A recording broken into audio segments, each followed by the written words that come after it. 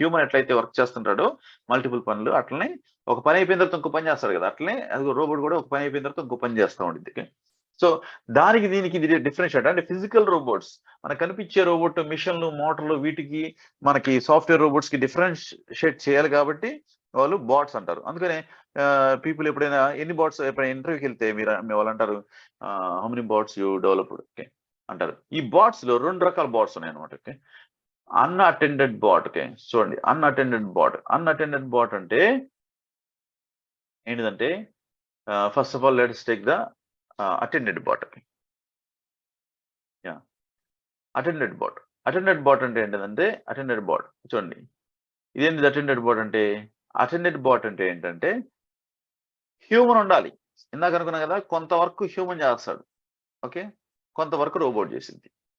లేకపోతే హ్యూమనే ఎప్పుడు కావాలంటే అప్పుడు ట్రిగ్గర్ చేస్తాడు.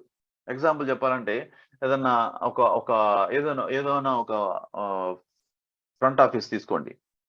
ఓకే, ఫ్రంట్ ఆఫీస్ తీసుకుంటే ఇప్పుడు మొబైల్ సర్వీస్ సెంటర్కి వెళ్దాం. ఓకే, మొబైల్ సర్వీస్ సెంటర్లో ఏమేం చేస్తారు టైప్ చేయండి ఒకసారి.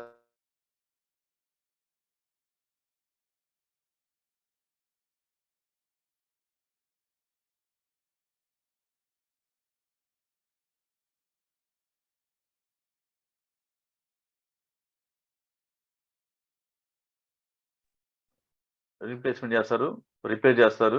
ఓకే, ఇంకా ఓకే. సో అతను ఒకసారి చూడండి, మనం వెళ్ళినప్పుడు రీప్లేస్మెంట్ దగ్గరికి ఒకసారి వెళ్తామా? ఓకే, సో ఒక సపరేట్ పర్సన్ దగ్గరికి వెళ్తామా?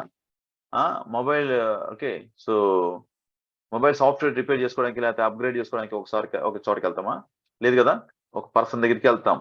ఆ పర్సనే అన్ని చూస్తాడు, అంతేనా? ఆ పర్సనే అన్ని హ్యాండిల్ చేస్తాడు. బ్యాక్గ్రౌండ్ లో ఎవరికైనా ఇవ్వండి, రిపేర్ చేయడానికి వెనకాల ఒక డోర్ లో ఇంకోళ్ళు వర్క్ చేయండి, కానీ ఆ వర్క్ చేసే అతని దగ్గరికి వెళ్ళాం మనం. సో ఇతర ఫ్రంట్ ఫోర్ గ్రౌండ్ లో ఎవరు కూర్చుంటారో ఆమె దగ్గరికి వెళ్తాం. ఆమె దగ్గరికి వెళ్ళి ఇష్యూ చెప్తాం.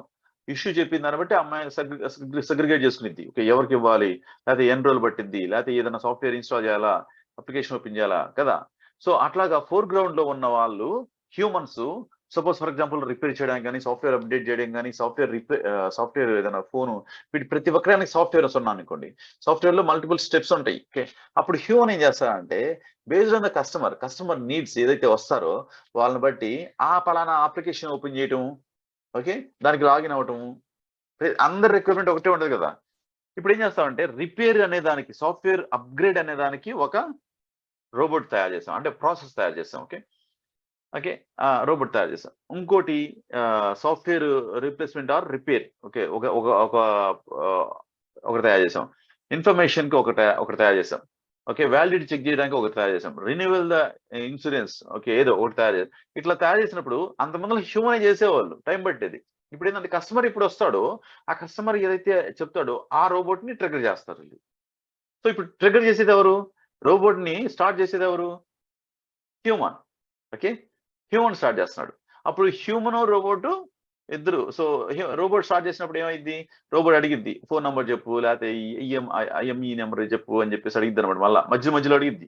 అడిగినప్పుడు మళ్ళీ ఈ యూజర్ వేస్తా ఉంటాడు, టైప్ చేస్తాడు, మనం చూస్తూ ఉంటాం, మెసేజ్ బాక్స్ వస్తూ ఉంటాయి. ఓకే, సో వచ్చినప్పుడు మళ్ళీ అది మొత్తం చూసుకొని మళ్ళీ ఒక మెసేజ్ బాక్స్ ఇచ్చింది, ఇది అప్రూవ్డ్, ఇది రిజెక్టెడ్, ఇది టైం అయిపోయింది అని చెప్పేసి. దాన్ని బట్టి మనిషి మళ్ళీ డిసిషన్స్ తీసుకుంటాడు. సో ఇక్కడ రోబోట్ హ్యూమన్ ఇద్దరు కలిపి ఇన్వాల్వ్ అయ్యి చేస్తున్నారు అనమాట. ఓకే, ఒక టాస్క్ ని ఇందాక అనుకున్నాం కదా, ఒక ప్రాసెస్ లో ఎప్పుడైతే సబ్ స్టెప్స్ ఉంటాయో, ఒక ప్రాసెస్ లో సబ్ స్టెప్స్ ఉంటాయో, ఓకే, సపోజ్ ఒక ప్రాసెస్ లో 10 స్టెప్స్ ఉన్నాయనుకోండి, ఓకే, 5 స్టెప్స్ ఉన్నాయనుకోండి. ఓకే, సో ఫస్ట్ ఇది డూయింగ్ బై ద హ్యూమన్.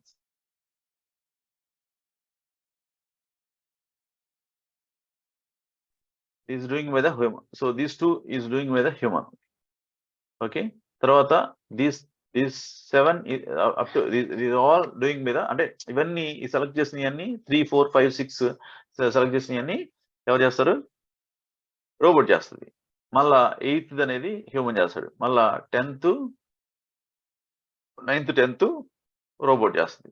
ఇలాగా మల్టిపుల్ ఒక ప్రాసెస్ లో మల్టిపుల్ స్టెప్స్ అనుకున్నాం కదా, ఆ స్టెప్స్ లో మల్టిపుల్ థింగ్స్ ఉంటాయి అనమాట, ఇన్వాల్వ్ అవుతాయి.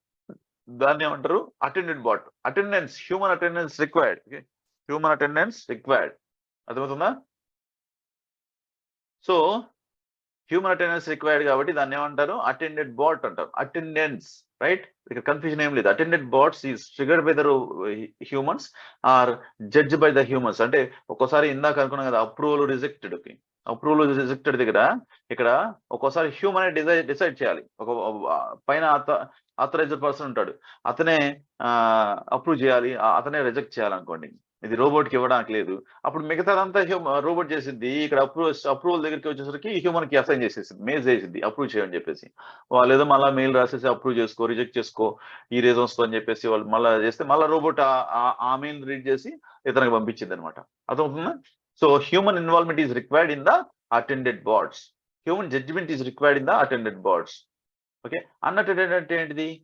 అన్అటెండెడ్ దాంట్లోనే. సో ఆపోజిట్ పూర్తిగా. హ్యూమన్ అవసరం లేదు, హ్యూమన్ ఇన్వాల్వ్మెంటే అవసరం లేదు.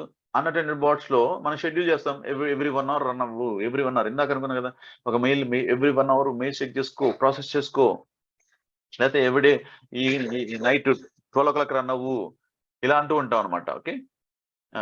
ఇవి విత్ టైం బేస్డ్. టైం బట్టి ట్రిగ్గర్ చేస్తాము. ఆ ట్రిగ్గర్ బట్టి అది వేకప్ అయింది, అది జస్ట్ అప్పుడు స్టార్ట్ అయిపోయింది ప్రాసెస్, అంత వర్క్ అంతా చేసుకొని మళ్ళీ స్లీప్ లోకి వెళ్ళిపోయింది. ఓకే.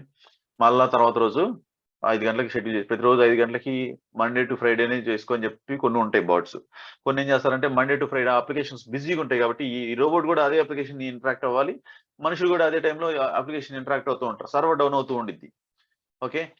అప్పుడు ఏం చేయాలి? వీకెండ్స్ లో పెడతారు. వీకెండ్స్ లో ఫ్రీగా ఉంటాయి కొన్ని అప్లికేషన్స్.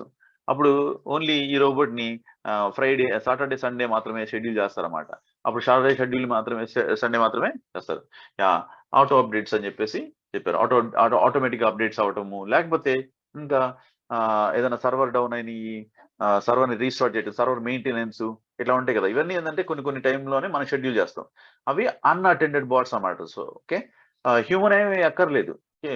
మనం షెడ్యూల్ చేసేస్తే అది ఆటోమేటిక్ గా మనం షెడ్యూల్ చేసిన టైం ప్రకారం రన్ అవుతుంది. మార్నింగ్ 5కి రన్ అవ్వు, ఈవినింగ్ 5కి రన్ అవ్వు ప్రతిరోజు అని చెప్తాం. మార్నింగ్ 5కి తీసుకొని నిన్నటి రిపోర్ట్ అన్ని, నిన్నటి సేల్స్ తీసుకోండి.